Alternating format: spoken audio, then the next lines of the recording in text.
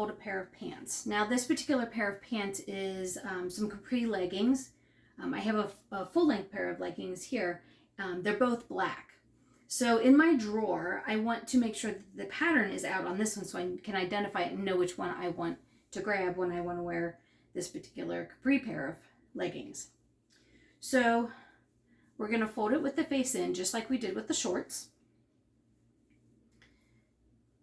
Lay it out flat with one leg on top of the other. Okay, and then you're going to fold this part of the seat in so we have a nice long rectangle.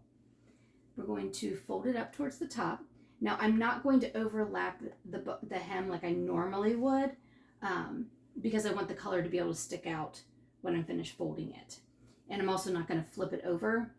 That way I can get the colored part on the outside, which is a little bit different how I normally fold it, but you can look at the shorts video if you want to get the idea of how to fold it normally.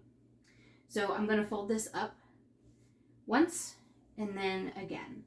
That way, colored side is on the outside and it's finished.